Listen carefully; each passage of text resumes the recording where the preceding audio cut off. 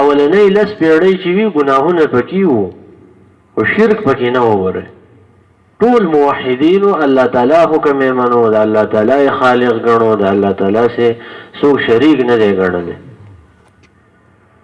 نو بیا الله تعالی په قرآن کې وایي چې فاختلفوا، سورة یونس کې راځي اختلاف یې وکړو.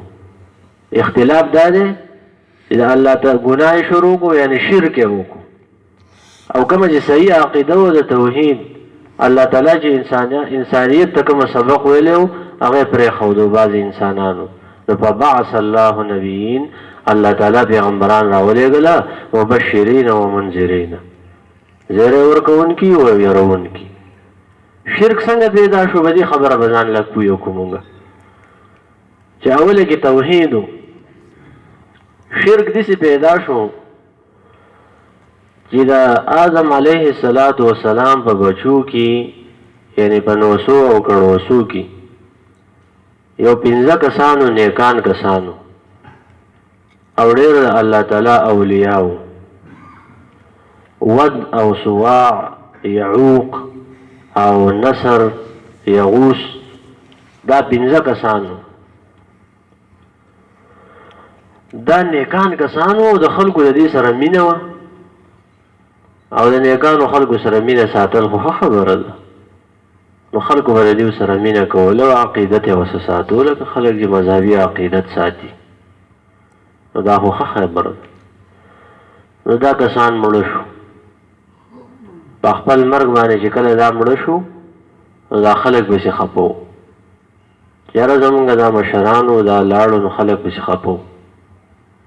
چې کله پسې خلک خفه وو نو شیطان دیو ته وسوسه واچوله، یا شیطان به داسې د انسان په شکل کې راغلی یا کیدی شي چې وسوسې ورچیلي، او ممکن نه چې داسې به داسې شکل کې راغلی. نو شیطان راغی او دیو ته یې وویله چې تاسو به دیو پسې خفه یې، نو داسې چل وکړئ چې دا خلک به کوم ځای کې ناست و عبادت یې کوو. نو په هغه ځای کې د دیو مجسمې جوړې کړئ، مجسمې د خټو نه. نو بس هغه ته ګورئ نو بس تسلي به هم کېږي. دا یې ورته ونه ویله چې دې ته سجده کوئ، دې ته ویل هسې ورته ګورئ. بس دې خلکو را پاڅېده او دغه مجسمې یې د هغوی جوړې کړې 15. هغوی به چې په کوم ځای کې ناست و عبادت به یې کوو، نو په هغه ځای باندې یې کېښودې. دا مجسمه نه وي، دا بت شان شی چې دغه شان تصویر اصل کې دقې ته وایي. اصل تصویر چې جوړ شوی دی نو صحیح اصل او بنیادی طور باندې تصویر دقې ته ویلی کېږي، دا سټیش وي، دا مجسمه. نو هغه چې جوړې کړې نو بس خلکو د هغې تعظیم شروع کړو. وروستني خلکو اولني خلکو به داسې کاته چې تسلي به یې کېده. وروستني خلک چې کله راله نو هغې شیطان په دې باندې دوکه کړه چې د دې تعظیم پکار دی، ادب او احترام یې پکار دی. نو هغه ادب او احترام دا و چې اول یې ورسه مینه وه، د مینې نه خبره هغوی باندې به یې دمونه کوله، د هغوی نه به یې رهنمایي اخیسته. وروسته خلکو مینه بیا داسې شروع کړه چې هغوی ته تعظیم شروع کړو، او تعظیم یې داسې شروع کړو تر دې پورې چې خبره رکوع او سجدې ته ورسېده. نو دا د نسلونو وروسته دا شي کار کړی دی. نو بنیاد د شرک څه شی دی؟ اولیاء پرستی ده.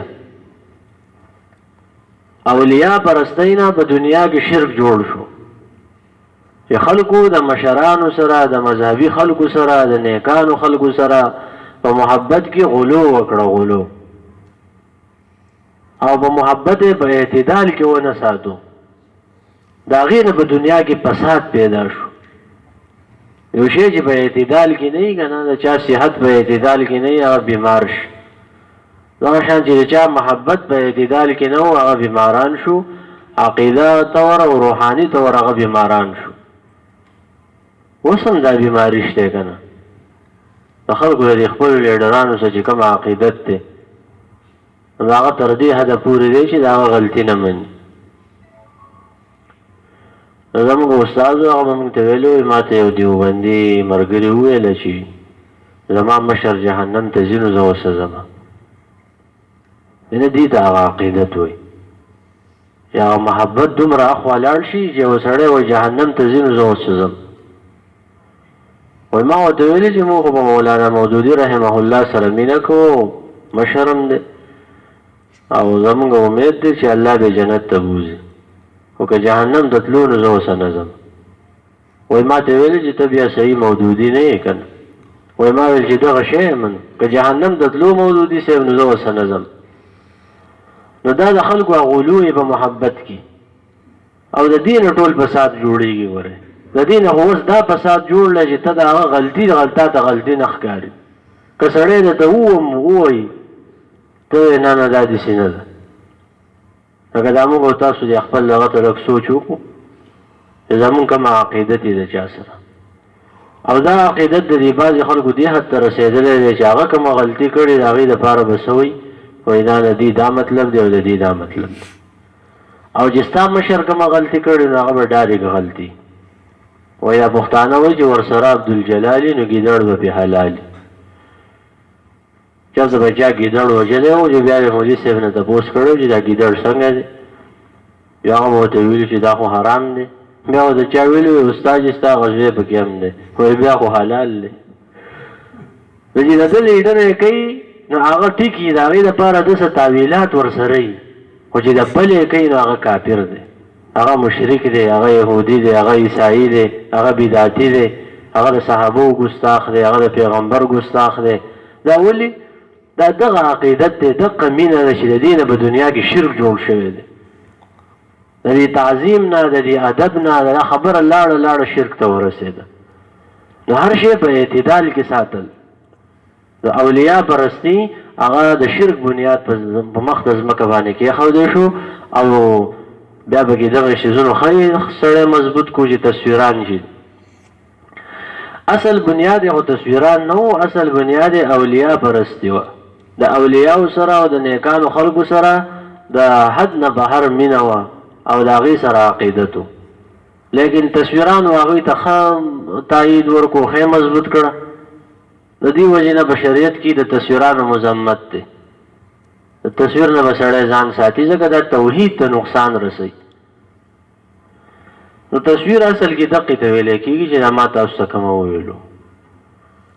او نور هغه هم تصویر دی چې هغه سایه‌دار دی، داسې رانیولی کېږي، سړی په لاس کې راغستی شي. لکه رسایل مسایل کې مولانا مودودي رحمه الله وایي چې په جرمني کې خلک ساه ورکوي نو د هټلر تصویر یې د دې سینې سره نیولی.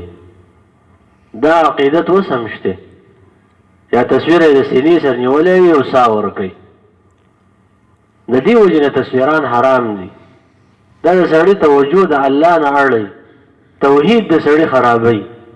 په زړه کې به دې د الله تعالی په ځای باندې دغه بوت ناسي. بیا ته به وایې چې زه بوت ماتول غواړم او یو بوت به دې په خپل زړه کې ناسي. دا خو به ځان نه تا ته یو بوت ولاړ دی. د دې وجې نه د تصویرانو مذمت دی. هر چې د موبایل تصویر دی نو دې ته ډیجیټل تصویر وایي. په دې کې څه مسله شته؟ دا د دې نورو په شان به دومره سخت نه وي، ځکه چې دا رانیوی کېږي نه، رانیوی کېږي نه، څه سایه‌دار شی نه دی. ته رانیوی نه شې، څه لهرونه دي او سکرینونه دي، او که هغه و نو دا به وي او که هغه نه و نو دا به نه وي. که موبایل و نو تصویر به وي، که نه و نو نه به وي. چې په یو ځای کې تا ته میلاوېدی نه شي، په یو ځای کې دا تصویر پروت وي او ته یې داسې راوالی. دا د دې موبایل پابند دی. خو تر څو پورې چې په دې کې دن نه وي نو دغه تصویر چې دی د علماو پکې اختلاف دی، خو زه وایم چې ځان ترې وساتلی شي نو ښه به وي. او نبی علیه السلام فرمایي چې الحلال بین والحرام بین وبینهما امور مشتبهات ومن اتقى الشبهات استبرأ لدینه وعرضه. یو مشکوک شی خو دی که نه، او بیا پکې سړی چې دی نو ټول وخت په دې باندې ضایع کوي. د دې هم ډېر نقصانات شته، خو د هغه شان به دا نه وي. لهذا که د دین هم سړی ځان وساتي دا به ډېر ښه وي، ځکه دا هم د سړي توحید خرابوي. یو سړی خپل لیډر تصویر مخې ته راوستی په دې سکرین باندې، نو دا هم توحید ته یو قسم نقصان رسولی شي چې ستا په زړه کې به د الله تعالی د عظمت په ځای د دغې سړي عظمت ناست دی که نه. نو دا هم ښه خبره نه ده چې موږ ته ځان وساتو، ښه به وي. حرام به ورته نه وایو، څه مشکوک شان شی دی. مخکې خبرې به بیا کوو.